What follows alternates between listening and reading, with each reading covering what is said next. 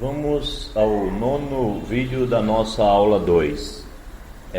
Na aula passada nós paramos justamente quando estávamos falando de combinações lineares e íamos começar esse exemplo. Então, façamos.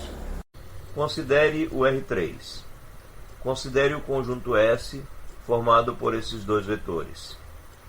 Ora, o colchete de S vai ser formado pelas combinações lineares do tipo αU mais βV, onde α e β são números reais.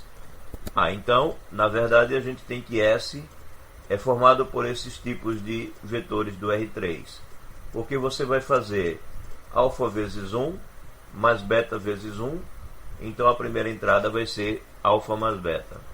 Depois você vai fazer α vezes 0 e β vezes 1, então a segunda entrada vai ser β.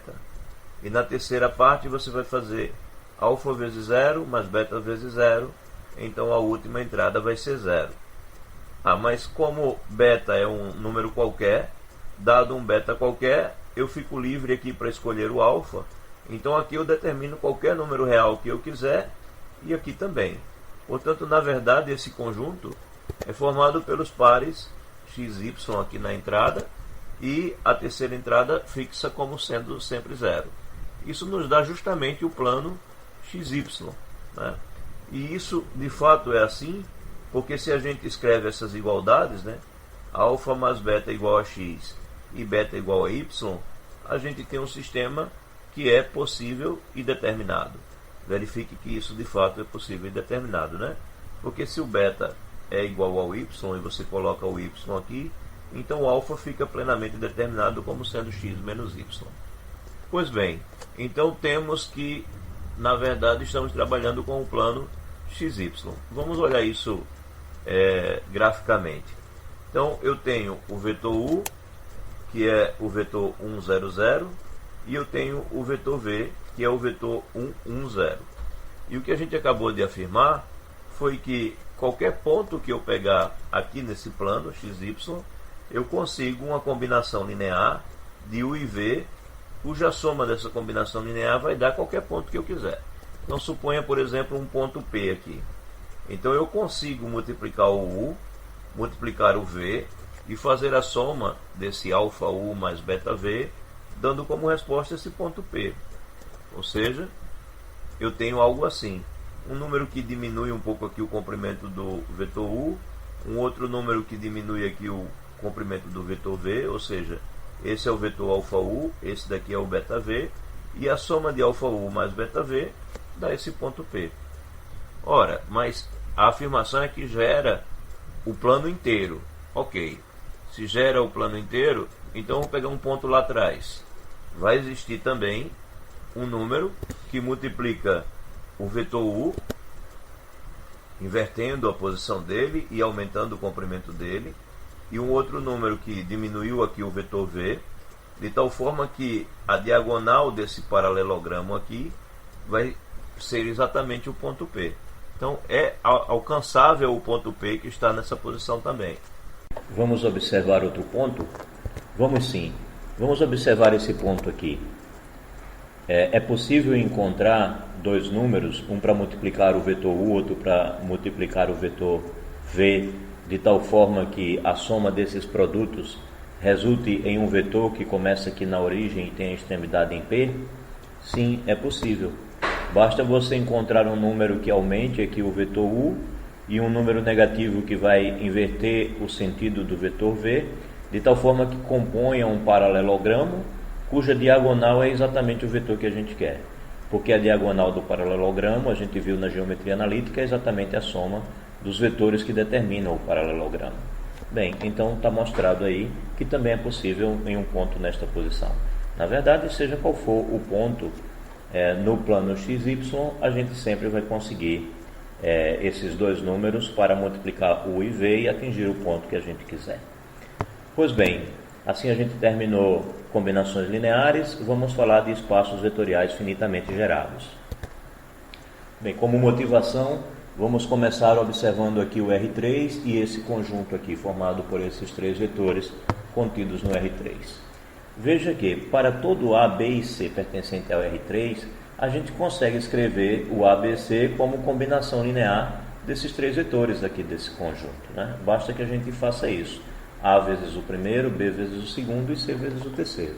É bem claro que isso é verdade.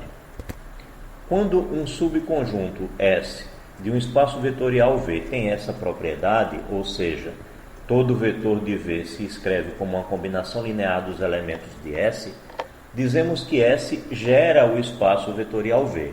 Ou seja, nesse nosso exemplo aqui, a gente diz que esse conjunto B, ele gera o R3, porque todos os pontos do R3 podem ser escritos como uma combinação linear dos vetores desse conjunto B. Existem infinitos subconjuntos do R3 com essa propriedade. Sempre que você tem um espaço vetorial infinito, a gente encontra, de maneira geral, infinitos subconjuntos que geram o espaço todo. Bem, então vamos definir isso formalmente. Dizemos que um espaço vetorial V é finitamente gerado quando existe um subconjunto desse espaço vetorial V, esse subconjunto sendo finito, e esse subconjunto gera o espaço todo. Ou seja, V é exatamente o espaço gerado pelo subconjunto S finito. Então V será dito finitamente gerado. Uma observação importante: os espaços vetoriais estudados em álgebra linear são, em geral, os finitamente gerados. Quando a gente trabalha com espaços vetoriais que não são finitamente gerados, geralmente isso é visto na disciplina análise funcional, que geralmente é vista no início de um mestrado, como a introdução, ou no doutorado. Bem, o conjunto B1, formado por esses dois vetores, gera o R2. É fácil também de perceber. Se você pegar qualquer vetor AB, pertencente ao R2, você consegue escrever AB como essa combinação linear. Pega a primeira entrada, multiplica esse primeiro vetor, e pega a segunda entrada e multiplica o segundo vetor. Uma outra observação: esses vetores que nós falamos aqui no conjunto B do exemplo anterior, aqui, eles geralmente são chamados de I, J e K. Mais tarde nós vamos falar de base e dimensão e a gente vai chamar esse conjunto de base canônica do R3. E esse daqui será a base canônica do R2.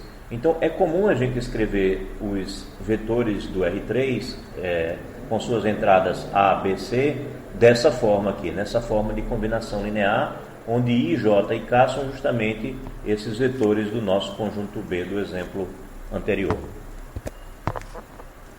Mais um exemplo.